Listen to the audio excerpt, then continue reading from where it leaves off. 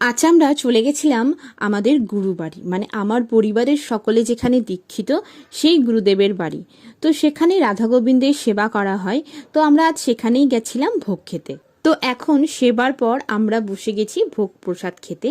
আর এখানে প্রথমেই দিয়ে দিয়েছে গরম গরম ভাত, আর এর সাথে ছিল পটল ভাজা ও ঢ্যাঁড়স ভাজা। এরপর চলে আসে পাটের শাক। আসলে শাক অন্ন তো ভগবানকে দিতেই হয়, তাই এই শাক ভাতের আমার কাছে আলাদাই একটা অনুভূতি। তো এরপর চলে আসে এঁচোড়ের তরকারি। তো ফার্স্ট আমি বুঝতে পারিনি যে এটা এঁচোড়, আমি ভেবেছিলাম বাঁধাকপি, কিন্তু আমার মা বলল যে না, এটা এঁচোড়। এঁচোড়টা সিদ্ধ করে সম্পূর্ণ ছাড়িয়ে তারপর রান্না করা হয়েছে।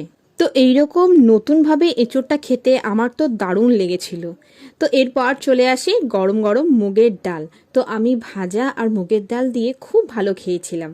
তো এরপর দিয়ে দেয় আলু পোস্ত। এখানে একটা কথা বলি, এই রান্নাগুলো সবই আমাদের গুরুমা নিজে রান্না করেছে। তো আমরা প্রায়ই ধরো বাড়িতে এই খাবারগুলো খাই, কিন্তু আজ একদম অন্যরকম লাগছে। ওই যে বলে না, ভোগ প্রসাদের একটা আলাদা মাহাত্ম্য থাকে, তো সেটা সত্যিই অনুভব করছিলাম।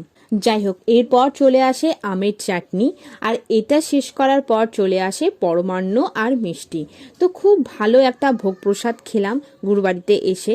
রাধা গোবিন্দের ভোগ প্রসাদ পাওয়া সত্যি আমার কাছে বিশাল ভাগ্যের ব্যাপার। তো ভিডিওটা ভালো লাগলে প্লিজ একটা লাইক করে দিও। Thank you.